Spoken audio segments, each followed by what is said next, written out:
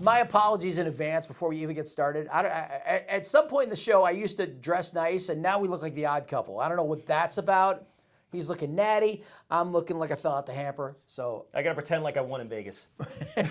That's right. You are coming back from the West Coast. So yeah. Got to look the role. It's the Buffalo No-Huddle. It's brought to you by Ficarella's, and it's brought to you by Genesee Community College. I'm Jimi Jamm from CJ Country. I host the morning show from 6 to 10. He's Marc Tillery, and he produces this show and does a lot of other stuff for the LCN and the Daily News. So we're here to talk about, painfully, but we're here to talk about the Bills losing to New England on Monday night and getting ready to play Tampa Bay on Sunday.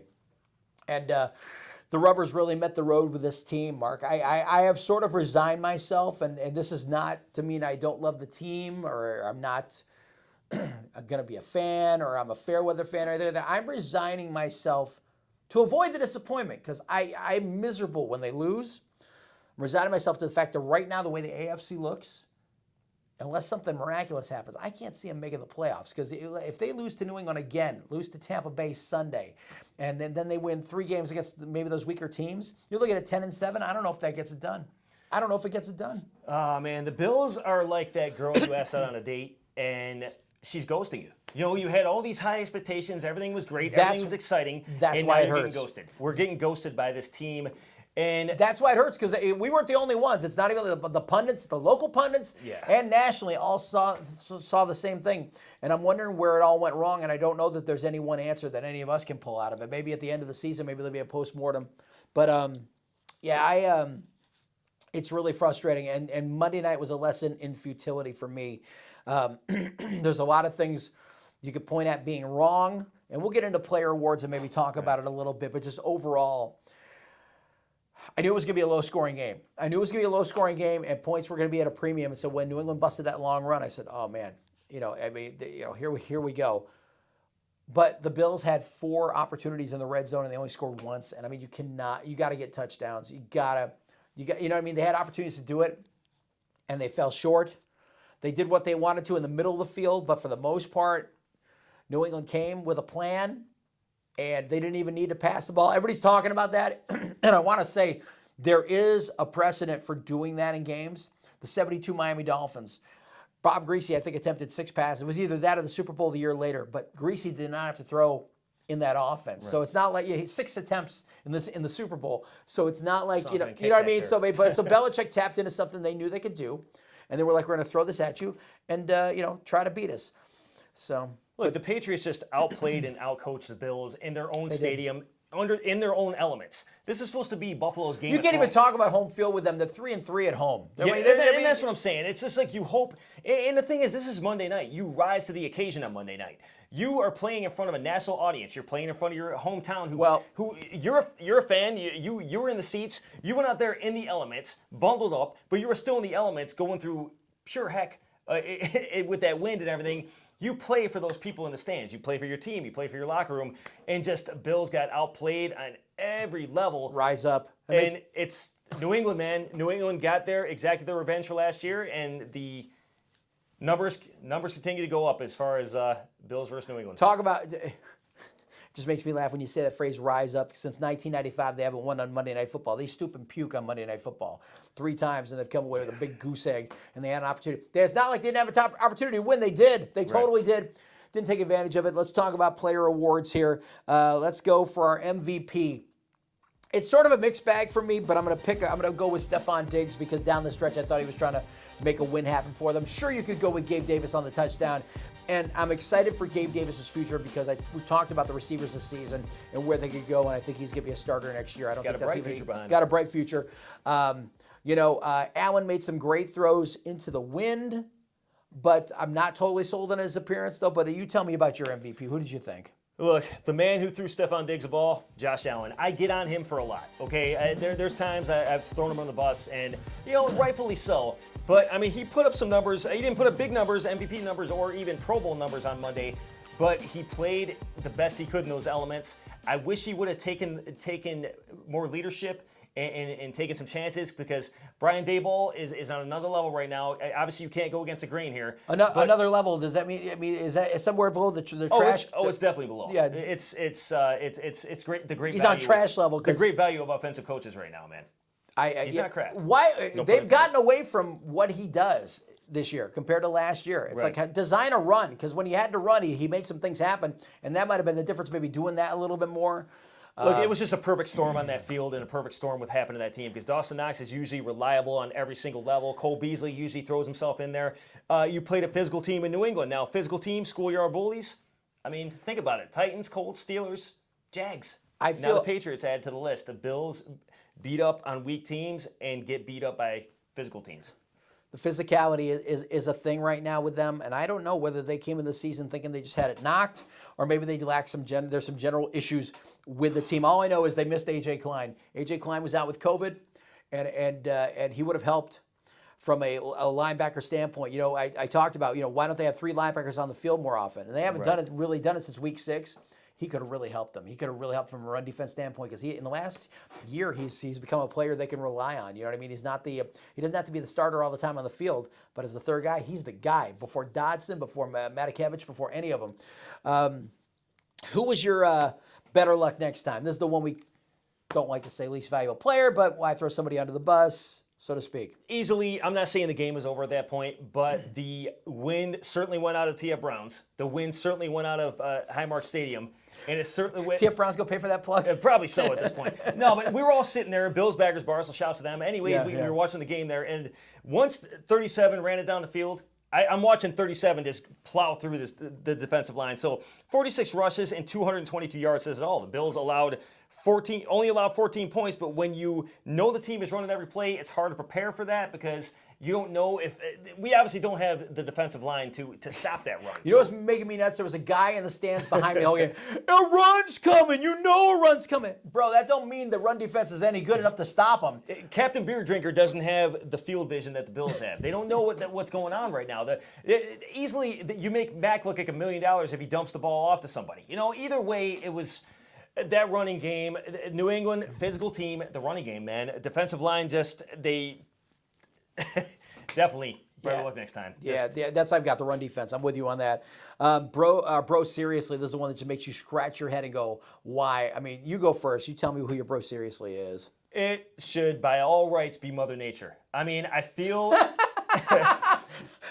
You blame her? Bro, seriously, Mama? No, but in all honesty, you know, I hate being that person that talks about football and says, had it been in different conditions, it would have been different.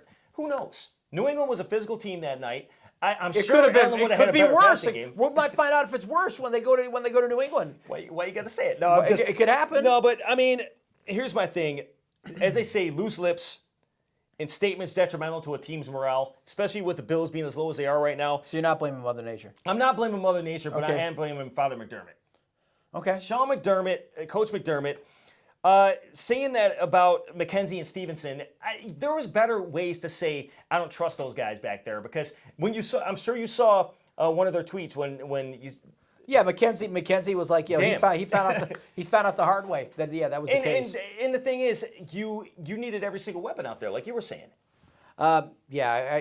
Before we started the thing, I was saying if I didn't understand the inactives, making them both inactive. I mean, I get it. Marquez muffed one last week. McKenzie had that fumble when no one touched him. Is Matt Breida not starting this weekend? Well, he may not be. Don't even get me started on that. How do you fumble the ball when no one touches you? Phantom. No one touches you. Just leave it alone. You just hold on to the ball. Scooby-Doo episode. It's literally your job. Hold on to the ball.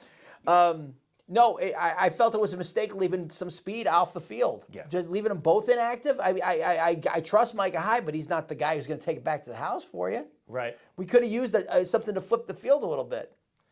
It's obviously not physical conditions or anything like that, because I'm sure Hyde could play every side of the ball if he wanted to. But the whole point is, what if he got hurt on that punt return? Then you lose another one of your big defensive backs in kick return and a punt return. I've never liked it, not unless your name's Deion Sanders, and I can name other few over the years. So you question what McDermott said, or do you question what? I question what he said, but just talking about the speed on the field and talking about what was missing out there weapon-wise, you pretty much gave an open book to New England of what you were going to do. Yeah. They could have used maybe just every now and then put Stevenson or put McKenzie out there just to change the mindset a little bit. Are they going to jet sweep or are they going to go, vertical? You know what I mean? They need a speed merchant. And next year, one of those guys hopefully is going to find their way onto the roster or, because who knows. But I'm telling you, don't be surprised next year if Beasley and Sanders aren't on the team. We know Sanders only on a 1-year deal, so that's likely. But even Beasley, I think for next year, I think is going to be, they don't be surprised they let him go because he's getting up there years. Sanders, they played the physical game against Sanders. Some of those hits he was taking out there, goodness, man. And then not seeing Beasley in the slot really disappointed me. There were certain ways Josh could have got the ball to people. I just don't know what the heck was going on with coaching, man. Bro, seriously, mine is coaching, but it's Brian Dable and with an asterisk with Sean McDermott because those two are not on the same page with one another. How can they be? And you know what? Before the season started, they should have known they don't have a running game. And yet, how many times do we see Dable on first down go off right tackle with a run? Yeah. It just wasn't happening. Didn't have the horses for it. We don't have a bell cow running back. We don't have a great offensive line. We struggle on both sides of the offensive line. And it comes down to a few things with this team. It loses battle line of scrimmage no matter which side of the ball they're on because they don't pass rush.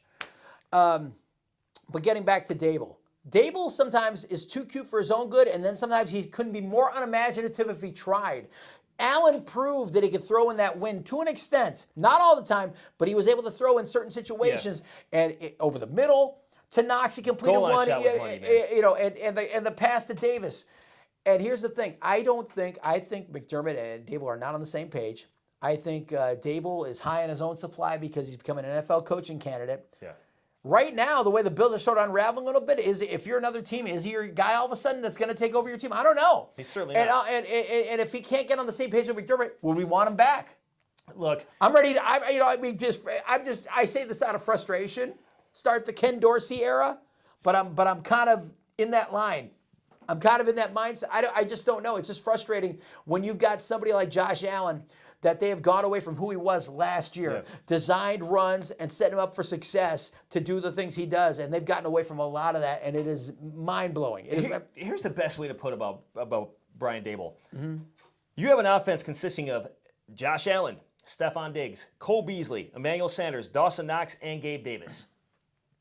That's basically schoolyard pickings right there. You're picking the best offense to run. Plus, you can go with McKenzie, and you got Kumaro, who Aaron Rodgers wants, and a toe that works. I know what you mean. He has a box of toys. He's basically going to go out there and be the coolest kid in the playground.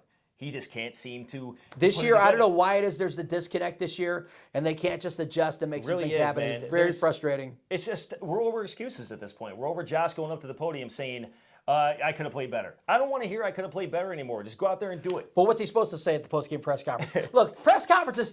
Players should never have to do postgame press conferences ever. Reason being, I'll agree. Reporters ask the same questions over and over again. Reporters are brutal. Well. What are they going to ask? What are they going to ask that they're going to get answers back for? And what are players supposed to say to them? The hard-hitting questions. They don't say that stuff anymore. Everybody is so pre-programmed because the PR people tell you what to say, what to think. You got to go back to the 70s and 80s, and even before that, when you got real honest opinions from players, when people didn't worry about fallout. With social media and everything the way it is, everything gets magnified, amplified, and these guys are afraid of making a move, and rightly so. Who wants that? Right. They want to go out and play a game, and it brings you to a point that Patty Thomas, Thurman's wife, brought up, because there was that incident after the game. I don't know if you saw the post-game press conference with Hyde and Poyer. Yes. The whole thing that happened with that.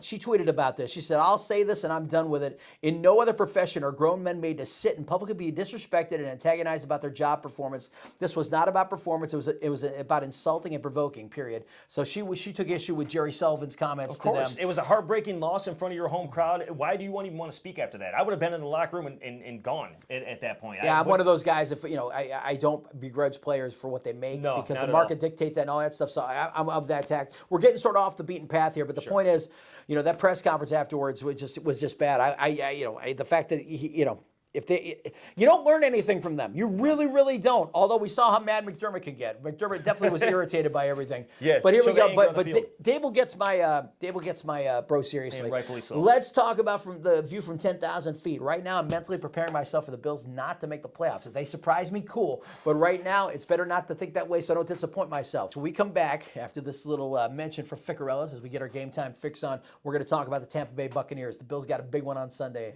Not sure they can get over the hump, but we'll see. We'll talk about it. Nick Ficarella, the pizza making universe.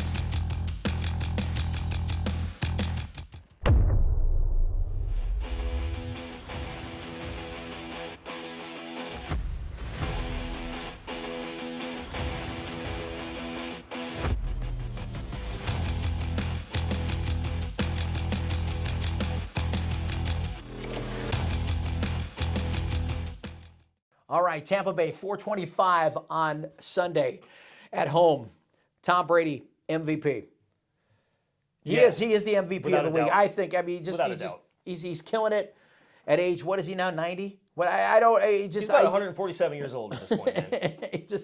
It's amazing what they've been able to do down there. 146. He's killing it. He's surrounded by the horses, though. What a surprise! You build. This is what happens when you build a team around a quarterback. This is what happens when you do things right. Well, supposedly we have a team built around ours. We just can't find the OC that'll get it together consistently. But let's talk about the fact that you look at the Tampa Bay and Mike Evans, 99 receiving yards last week. Chris Godwin had the most catches of any wide receiver in a single game this season. You 15 for 143. And you got Rob Gronkowski, another 2-touchdown game. It's his 20th of his career. That's the most by any tight end in history. It's going to be tough without Trey White on Sunday. Like we said before, the weather made it sort of a irrelevant point, but I brought this up last week too when we were on the audio podcast, that Hyde and Poyer are going to have to roll to help Dane Jackson over there. You know what I mean? Because those are tough receivers. I mean, they are in for a fight, and Brady could dice them up. Brady is, when you mentioned Gronkowski right then, and Brady in the same sentence, as a Bills fan, it still strikes fear in my heart. We're playing these. It should. They're still playing at optimum level. The Bucs are certainly the favorite, and that makes sense because Sunday you're not only playing the Super Bowl champions, you're playing a hot team. Brady's a problem, but also too on defense. They got Vita Vea. They've got Ndamukong Suh. Levante David has got is always a tackling force out there for them. They're not an amazing defense. But they're good enough. And they present problems on both sides of the ball right now. They really, really do. The Bills just have had no sense of consistency over the past couple that's weeks. the thing. If you knew they're the Jerome Bills right now. Honestly, man. Since they were 4-1 at one point, and now look at them at 7-5. So that tells you all you need to know. They've been 3-4 since. They cannot get it together. Look, I'm willing to let that Pittsburgh loss go. It is what it is. Opening game of the season. We remember. I'll never let that Pittsburgh loss go. Never. We remember what Buffalo did to New England on New England's Super Bowl winning year. With Sam Adams running it back, we can have the history lesson there. But the Bills have just had an epic stumble after showing us that they could be a Super Bowl caliber team. It's just been an epic stumble. Yes, there's injuries. Yes, there's COVID.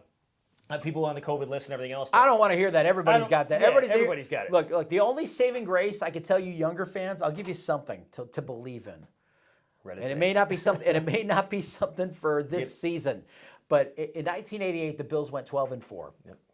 Went to the AFC Championship game. Lost to Cincinnati, who went on to face the San Francisco 49ers in Super Bowl 23. That wasn't even a game. And then Boomer, man. No, that was a game. They remember came down to John Taylor's touchdown at the end. That's right. I'm thinking it was a close San Francisco had some nice years after that. Yeah. So you got that, and then you've got I know what you're thinking of. You're thinking of the John Elway Super Bowl. Yeah, I was thinking John Denver Elway Super Bowls. that was 89. And I remember John Taylor in that game. In that 89 season, the Bills won the division, but they were 9-7. They took 3 steps back, and then they went out in the first round against Cleveland, the Ronnie Harmon game, where he drops the ball. So what I'm saying, but after that, the Super Bowl run began. So you know what I mean? Keep hope alive. Although, when you look at this team from 10,000 feet, you know what I mean? It's like they got a lot of holes to fill. They need a pass rusher. They're gonna, Trey, if he's not ready to go near the start of the season, it's gonna be close. They need another cornerback back there. They need depth. They need a bell cow running back. They need to keep grabbing offensive linemen. Right. There's holes all over the field they got to fill, and I hope to God that this window for them isn't closing right now, that we're seeing that. You know what I mean? They're their best opportunity to get in right now without having to go through a little bit of retooling and whatever. Had their losses been close games, you could say, hey, this They've had, team's still- 4 of them have. They've been one-score Well, games. the They're Col- 0-4 in those one-score games. The Colts game, though, was just, it was reality for me that Oh, this isn't good. that's why I have was a reality similar for me. thought. I have a similar thought about that based on that game. What's going to happen Sunday? Yeah, that believe was- you me. That was that team that came in there and everybody's thinking Buffalo's going to win, and they beat them up. And that to me took me from this level to this level where it's like, okay, I have to face reality here. Other teams have caught up to Buffalo in the offseason. Yeah. What did the Bills do to get better in the offseason, really? I mean, granted, they had no room to move through the cap. I get that. Right. But you know what I mean? Other teams had the ability to catch up. The only thing saving grace next year is there's going to be a little more cap room and cap wiggle. Maybe there'll be some things that happen, Right. but they got a lot of contracts hitting that bottom line too. So we got to see what kind of cap room there is. With the core team that you have here, you just don't want to lose some of those key pieces. You don't want to lose those corners. You don't want to lose. Yeah. There's a lot of things that you don't want to see go, and time is not on our side. See, the disappointment is so great here because of our expectations of what the team should have been, as yours were at the start of the season, that you start going from we started talking about Tampa Bay here, and it's become the 10,000-foot discussion again. Yeah. The macro discussion about the future of this team and where they're going. Can they make the playoffs? It becomes those. It's inescapable when things get bad like this. All right, we'll be back with this message from GCC, and we'll give you our picks. Stick around. Choose a school where the arts come alive, where science and technology thrive, to create something extraordinary. No matter which path you choose, GCC gives you the tools to start your next journey. Because when you choose GCC, your time is now.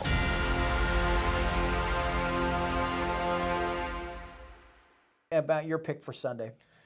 Look, man, Brady is definitely that team that strikes fear in the heart of Bills fans and Buffalo Bills in general. The man does not age. I mean, you know what his secret is? You ever heard the story about the fact that he doesn't eat strawberries? I have not.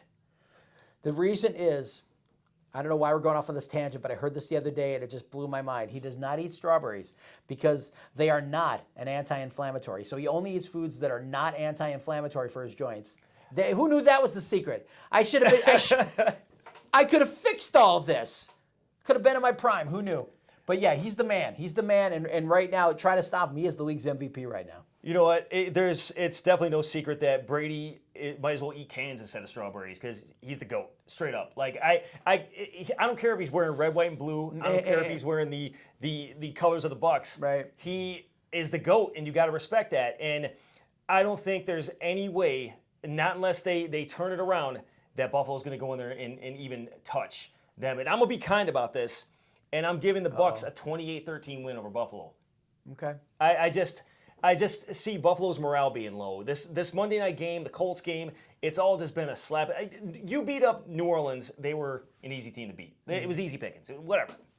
My point is, the teams that played physical against you, you can't touch, and the Bucks are a whole nother level. Super Bowl champion, ready to go back, rinse and repeat. So 28-13, man. Buccaneers. I'm sorry, Buffalo. It's so funny. But I got to be real. When you said that score, I did the math in my head what that spread was, 15 points.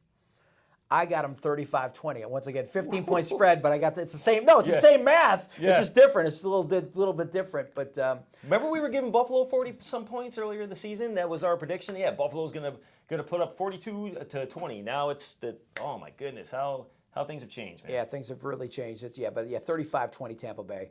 Until they show otherwise, it's going to be real tough going down the stretch. It's disappointing because, you know what I mean? It's because of the expectations. It's disappointing because of, we started the show, you and I. Hopefully we're going to be talking about some really cool stuff down the stretch. And right now it's murky. The water is murky. It's hard to see in, and it's cold. It's winter cold. And I experienced that at the game. I was about to say, man, the picture you put up of you and Margot on Facebook and on Twitter, and I saw that, I was like, this man is just a champion. Like, he gets out there through the elements, no matter what, risking everything, because you obviously need your voice for work. There's 65,000 of them that were champions on Monday night that were there doing it. But props to the fans out there. Look, I hope it turns out differently. I do. And here's the thing. Bills fans, do not personalize this. You can't control everything. Number two, you can only bash on players and coaches to a point because they are human beings and they're trying to figure this out. Is it frustrating? Absolutely. we'll see where it goes from here. Hopefully it'll be a happy ending for us. If not, there's always going to be a next year. I know you hate to say that because they're still very much alive. They're the 7th seed. They didn't even end up out of the seeding. They're number 7 right now, but still, they got to get wins together. I guarantee they don't win this week, they'll definitely be out of the seeding next week. Let me ask you win. this: what are your thoughts? How does the road work for Buffalo to make sure? I mean, we need. How does the road work? They need some losses from other teams, obviously. But I couldn't even tell you right now. It's like that pair of headphones that you have, wrapped up in your pocket. Those earbuds that you're trying to untangle. No, who knows? Yeah. Who knows right now? We'll have scenarios maybe come week 17, 18, but right now. So bottom line, they don't beat the Bucs. They're not done if they don't beat the Bucs. But it's. I said at the start, 10-7. They lose to New England twice, lose to Tampa Bay, but they get wins in the other 3 games. They'd be 10-7. But is that enough in the AFC? Right. And will the tiebreakers, because they got a couple teams ahead of them on tiebreakers right now. So I mean, they just got to win those games. Got to win those division games. Got to handle their business. So it's every game counts when it's the NFL. It really, really does. I'm not an overly religious guy, but pray for the Bills on Sunday. Let's see if they maybe shock us all and get back in our good graces, in our hearts. We love them either way. Got to thank Alex Brasky. We got to thank Ficarellas. We got to thank GCC. And we'll be back next week, another Thursday night with another edition of the Buffalo No-Huddle. And hopefully not licking more wounds at that point. For Marc Tillery, I'm Jimi Jam. And go Bills. Go Bills.